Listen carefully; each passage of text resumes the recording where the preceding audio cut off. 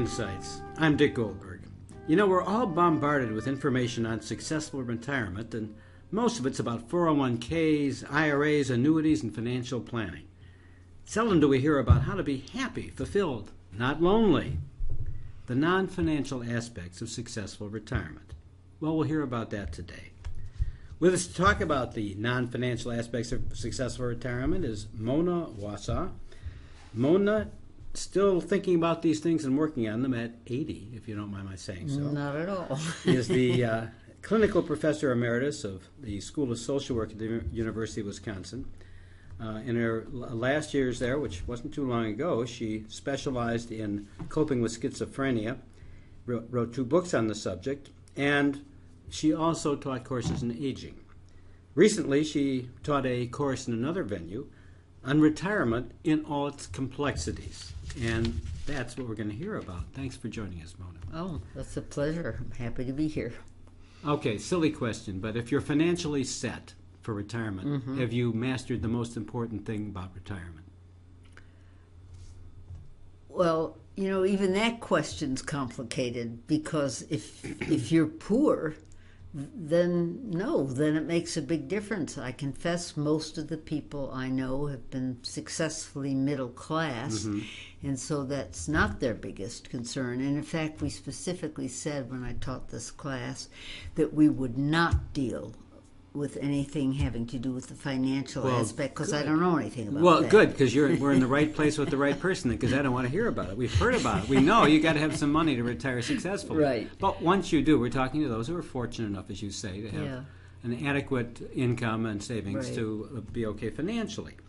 But do most people, other than money, plan for retirement? Do they have it well thought out? Very good question. No.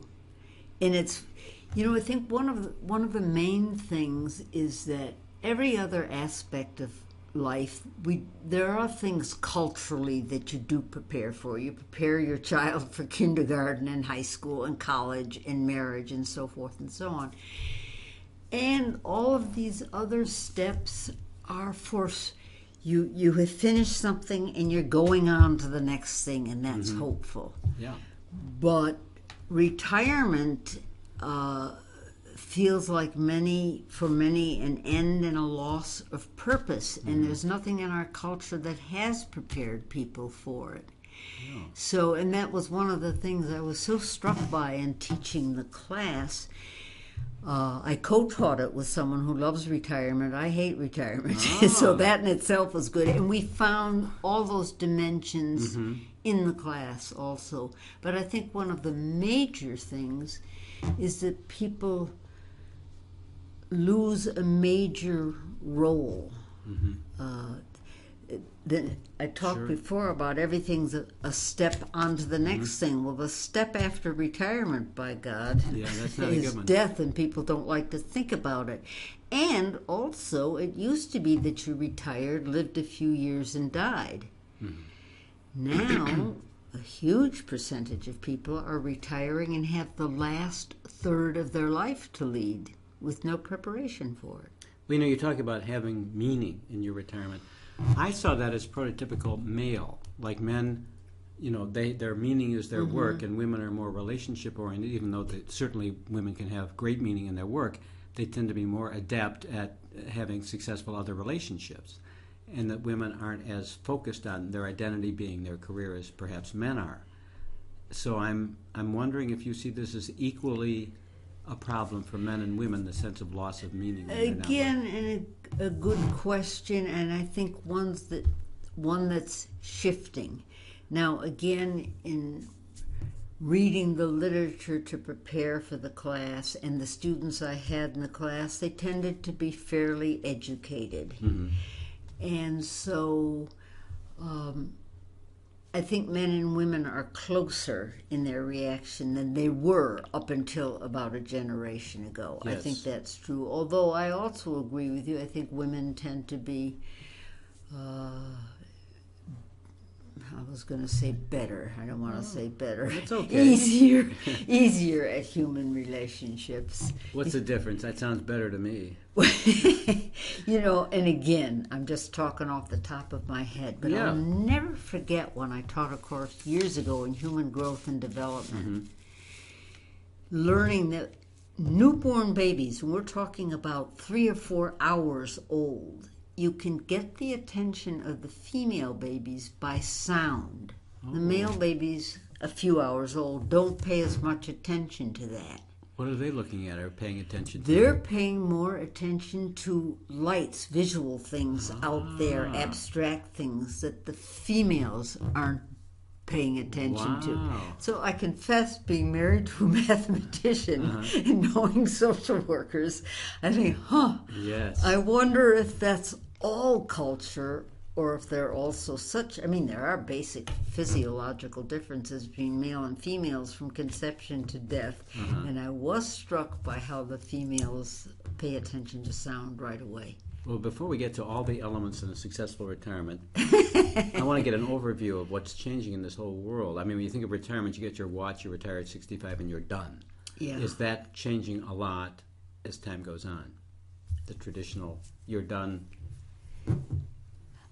I think so. And again, of course, a very big difference between how people react and to what can happen with people are those that voluntarily retire because they've had enough and they want to do something else, and those are forced to retire. Yes. And there again was a very, very big difference. Needless to say, it's harder for the people who have to retire. Sure. Well, are people working longer? I mean, 65 was the magic age for a long time. It's the benchmark. A lot of people are, yes. Out of choice? Are they choosing to? Yes. Like you. That's right. And why? Again, I suspect that varies a great deal, but I think the sense of role, particularly if you like your job. But this was true 40 years ago, 30 years ago. What is different in terms of why people are working longer? And as a matter of fact, there was an article out this morning, right before we talked, on the average age of retirement keeps extending and extending. Well, as mentioned earlier, people are living longer. Yes. And I think that makes a big difference whether you've got 5 to 10 years of retirement versus 25 to 30 years. I wonder how much of this has to do, as we're talking, with what you chose when you were 28 or 26. People who choose a calling versus people who get a job. And then comes retirement. Yes, again, I think a big factor is how much you loved work or didn't like work. Right. Yeah. I know, again, for me and for a lot of my colleagues, I was somebody, by God. I was a specialist in the area of severe mental illness. Yes. I'm nobody now. You feel that? Wow. And I lectured to myself, so be silly, you've got wonderful children and grandchildren, and I do a lot with my music and read, blah, blah, blah, blah, blah. I'm nobody. Why do human beings need that so badly? Why can't they get by without that recognition? I don't know. I mean, in terms of psychologically, aren't people different about that? Don't some people need it more than others? I think so, yes. Yeah, Yeah. I do. So in terms of when you teach people how to understand the complexities of retirement, what are some of the surprises that you found and that people in your class would find about retirement? Certainly, one of the things, by the way, of my generation is the speed of technological change. I think it was 40 years ago that Toeffler wrote a book called Culture Shock. Yes. And that was 40 years ago. Yeah. And the speed just keeps... of change, sure. Yeah, that certainly was a theme I heard in the class. And one of the reasons why I retired when I did was this coping with the technology. It was not anything I wanted to do. I remember saying to my students at one point, You don't discuss your clients dealing with serious mental illnesses on a computer with me. You come into my office, I got to see your face. And we got to talk about it. Do you think that people who retire are better off being technologically savvy than not? Sure. Yeah, but why the resistance, if that's true? Well, I can't speak for others, but I will take a guess because it's difficult and makes us feel inadequate. That makes sense. That'd be my guess. Yeah, I mean, I've often heard older people talk about, I don't want anything to do with this stuff. Yeah, that's kind of a defense reaction. Absolutely. And it's kind of too bad, isn't it? I mean, because then they are not as connected. Yes. On the other hand, obviously it takes more effort than they're willing to put in. Right. That aspect of it is even harder. Yes. Yeah, that makes perfect sense. In terms of the elements of a happy retirement, there's 6 areas I wanted to ask you about. Oh. There might be a whole lot more.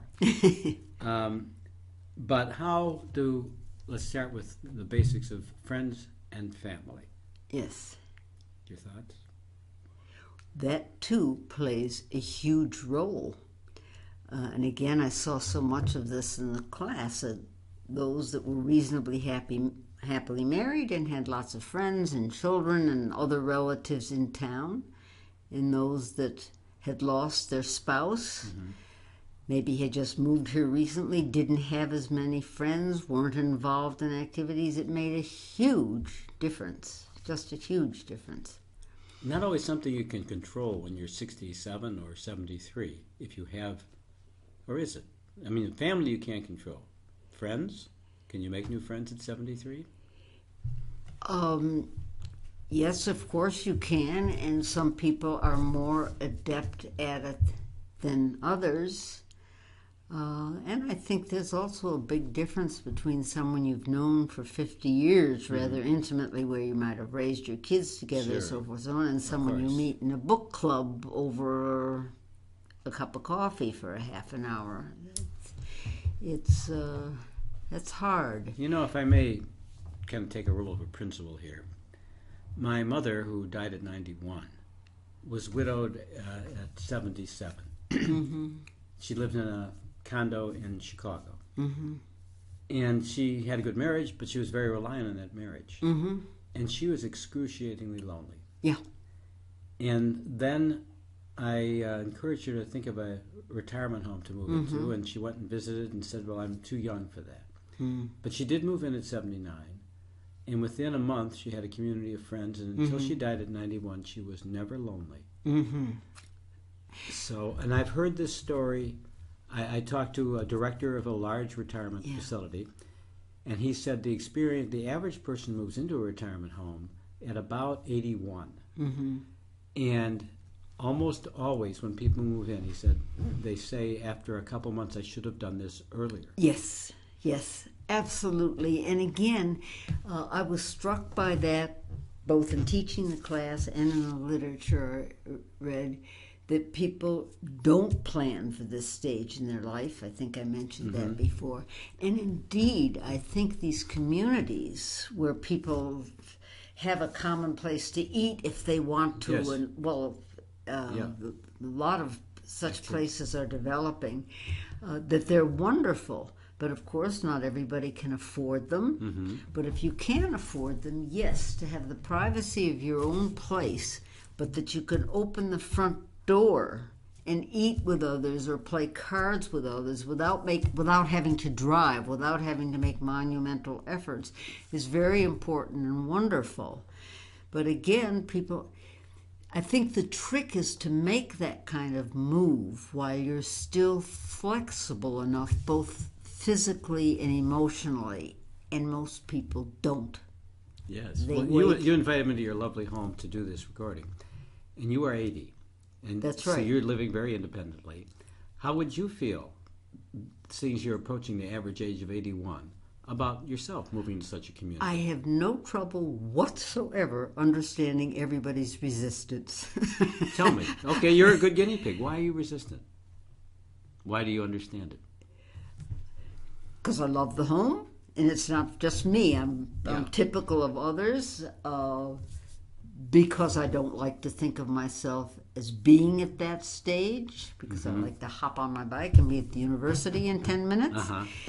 And I'm right out of the literature. I'm resisting it. And symbolically, I don't like what it says. Which is? I'm an old lady. Yeah. So there you are. You're not taking your own medicine, or well, of course, I'm going to be different. So one piece of advice is maybe don't think like you on this subject if it's appropriate. Certainly, if someone is a little lonely and doesn't have a lot of family, you mentioned you have lots of grandchildren, stuff like that. Yes. But if they don't have, isn't this even more likely a good option? Absolutely. And in fact, there's all kinds of literature that does draw a correlation between lonesomeness and frail health, that it's very, very important to have meaningful relationships. Yeah. So it's I think the number one important thing. When should you start planning for retirement, by the way? At what age?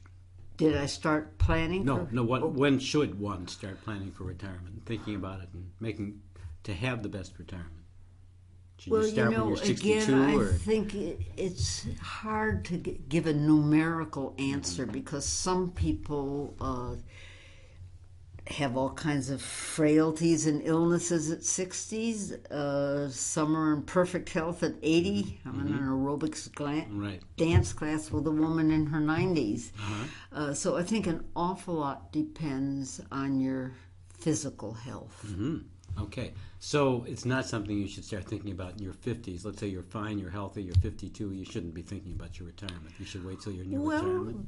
I think the more effort one puts into planning how they're going to be and how they're going to react, the earlier the better in some sense, but I can't give you a magic number. Okay, but probably not good to wait till the day before you retire. No, which is what a lot of people do. Okay, so let's say you know you're 64 and you know in 1 year your job is done. You don't have an option. You're going to retire. What do you want to think about to make sure it's successful?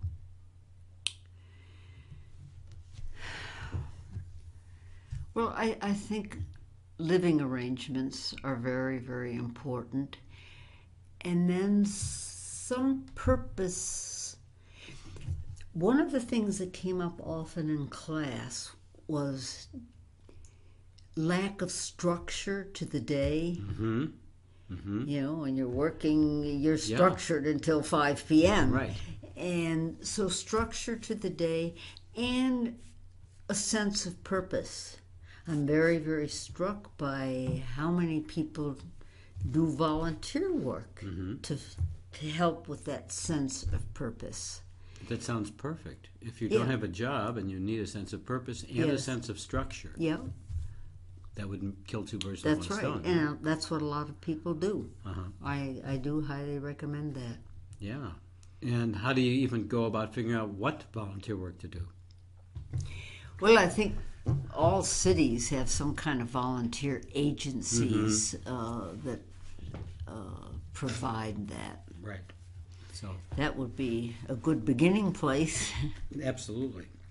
And along with this, what I worry about is people who are kind of a lack of interest, a little bit empty, who don't have many interests and hobbies.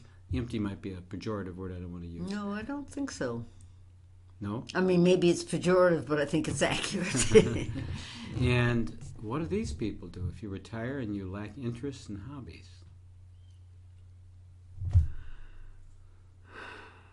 I don't know.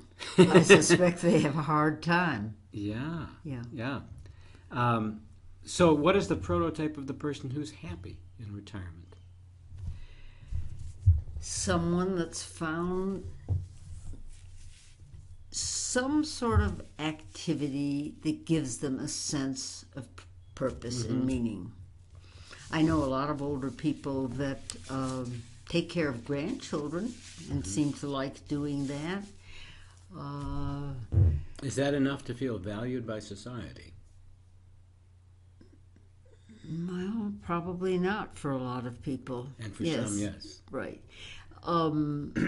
Volunteer work. I've seen people do volunteer work Sure. in the shelters for homelessness and places like that, where, again, that gives them a sense of purpose. Years ago, I gave a talk. I researched this subject for a Toastmasters meeting. And at that time, this was 30 years ago, men who retired, if they didn't use their career skills in their retirement with some volunteer job or part-time job, after 6 months of retirement, they would get depressed. Not so with women then. But the formula was, if you were a man, don't stop working. Use your stuff whether you're paid or not. Yes. No, Yes. I bet that's probably more so true for women as well. Right. And the other thing is, if you have a partner, you're not used to being in the same house all day long. I was just today rereading a recent article that came out in the newspapers somewhere in the last couple of weeks. The divorce rate among people over 65 is going up. My goodness. Yes, that was my reaction to it too. Why It's been now? going up steadily. Why now? Well, people are living longer. It's that simple. So you have more time to yes, not like and each I other. do think the business of, and this came up often in the course, that wives in particular feel what their husbands doing in the house all day long, for God's sakes. Yeah. Speaking of that, do you ever hear of the Villages in Florida? It's a retirement community where now there's 100,000 people living. It's independent living. They advertise on TV all Yes. the time. The Villages, I've heard, has the highest rate in the nation of STDs, sexually transmitted diseases. No kidding. It's all seniors, senior-only community. Wow.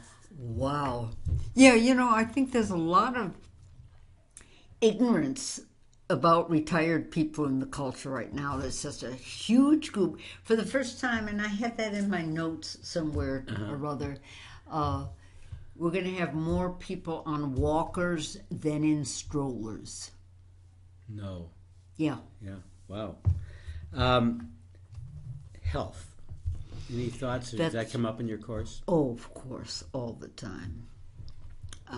Well, I suppose that's true of any time, one age, from infancy to the time you die. If you're not feeling well, that's going to play a role, and you're not going to feel well in spirits either. And if you're healthy and strong, and in good shape, that's another very, very important thing at retirement, is to keep up physical activity.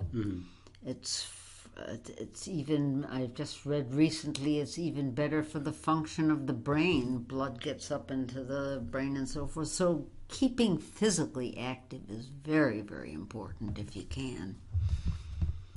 What about not retiring as an option? I suppose for a small minority of people that is, but again, we read so much about today's young generation having trouble getting jobs. I feel so sorry for young people today. Enough to step aside, Mona, from a job you like, so yes, they can have I think it? you should. Yes. Oh, really? Yes. So what if you are gifted at what you do and you feel totally capable and you're 71? Should you go, well, someone younger than me needs a place, I'm quitting? You probably should, but I wouldn't. You probably wouldn't. Certainly would not. Yeah. Yeah. I mean, why even think in terms of retirement? Well, it's a cultural thing that many places of work say, at this age, you should retire. I think is not a bad thing. It may be bad for us individually, but as a culture, to make room for the next generation, I think is an important thing to do. Yes. But people aren't listening to you as a culture right now. They're listening to, what about me? That's right. Well, what's going to make my life basically rather self-centered, aren't we all? Well, now, let's say... I didn't want to use the word selfish. Well, but you're teaching a course. You like doing that. Yeah. Should you give it up for someone younger than you so they can teach the course? Well, the place that I'm teaching it, and I think, again, lots of cities in the United States are doing this is an organization made up of retired people. And I think that's great. Mm-hmm. I think it's wonderful that they're doing that, and I'm happy to do it. Well, but I often hear this beef from seniors. I don't want to be surrounded by old people like me. I want to be intergenerational. Particularly people who have that beef about moving to retirement communities. Sure. You asked before why, I'm not leaving this lovely big house because I love seeing the kids play ball out in the streets and having just what you're talking about, a variety. I don't want to be surrounded by all old people. Right. So if we're reviewing what people should think about before they retire, as they're retiring, and you're kind of summarizing the main things to think about, what would they be to leave people with that? Trying to find something that gives you a sense of purpose. Well, let's stop there because that's a big thing. Well, there can be it's going to vary for a lot of people. It can be joining a course and being in a book club and taking adult classes and so on. It can be doing volunteer work. Well, are you talking about just filling your time or finding a purpose? Because is joining a book club a purpose in life? I mean, taking a class of purpose? You make a very good point. I'm overlapping the two, aren't I? Yeah. I mean, I love the subject, and I think it's very interesting. But I did a film years ago, experimental film on happiness, and I interviewed people at random. Are you happy? Mm-hmm. And the follow-up question was, why? What's your life about? What's your purpose? And almost everyone said, oh, yes, I'm happy. And I said, okay, well, I've heard that if you're going to be happy, you have to have a purpose. Mm-hmm. What's your purpose? No one, I probably talked to 75 or 100 people, not one person had an immediate answer except, oh, well, my family. Mm-hmm. Kind of a fallback. Yeah. They hadn't thought about it. Yes. So I would suggest possibly very few people know what their purpose is. A lot of people in the class that I taught wanted to travel, wanted to see parts of the world they hadn't seen before. But this is interests. They have an interest in traveling. Yeah. Do you really need a purpose or do you need interests? No, I think you need both would be helpful. Yes. Both would be helpful. Uh-huh. And as I say, a lot of people also need to structure their day. Yes.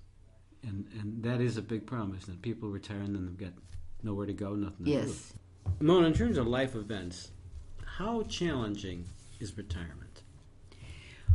Well, I think it's very challenging, and I remember reading some literature of someone who did research in this area, and I took a particular sentence out which says, quote, "Retirement is one of life's most difficult transitions, comparable to divorce or death of a spouse. It's a more difficult adjustment than getting married or becoming parents," unquote. That's a pretty strong statement, and I'm inclined to agree with it. And it's kind of a 4-step process that includes understanding yourself, balancing your life, exploring your options, and redefining your role. Oh. That's rather major task for us elderly. Just understanding ourselves is not an easy task. Redefining your role. So I'm not surprised that a lot of people find it difficult. Well, I know you've referred to the importance of finding meaning in your life when you're retired. And I'm wondering how much helping others fits into the finding meaning for some people who are retired. I think that's a very dominant theme, yes. And that says nice things about human beings. They feel good when they're doing something that's helpful to someone else. A volunteer work of some kind. And then where does religion, churches, temples, mosques fit into retirement? I don't consider myself an authority on that, but I do believe there are big changes taking place that being active in a religious organization seems to be a less dominant theme. In America. Yeah. Yes. But in terms of an outlet for what you're talking about, for meaning, for connection, for helping, wouldn't that be a source, a good Well, source? yes, I know, for example, in our city that the churches play a big role in getting people to do volunteer work in the shelters for the homeless. And I've sometimes been there handing out food and so on, been struck by how eager the people are to be helpful and how nice they are. Yeah. Well, one of the things that I thought about was that there's a lot of ageism, a kind of prejudice in our culture against age. But keep in mind that the civil rights movement, feminist, disability rights movements, gay liberation, etc., group after group that was excluded from full and equal participation has stepped forward demanding equal rights. And for some of us, the discovery of freedom, chance to discover new interests, talents, classes, travel, etc. But for others, feelings of futility and boredom. And for many of us, all of those things. Yes. And I think we're going to see more of the elderly fighting against some of the ageism in our culture. How are they going to do that? Well, for example, a group that we have in our city, and I think in many, many cities, that has organized all kinds of classes and activities specifically for retired people. I think that's one of the things that's very, very helpful. Okay. Well, Mona, with that thought, I thank you for your time, and I hope this has been helpful for those particularly near retirement age.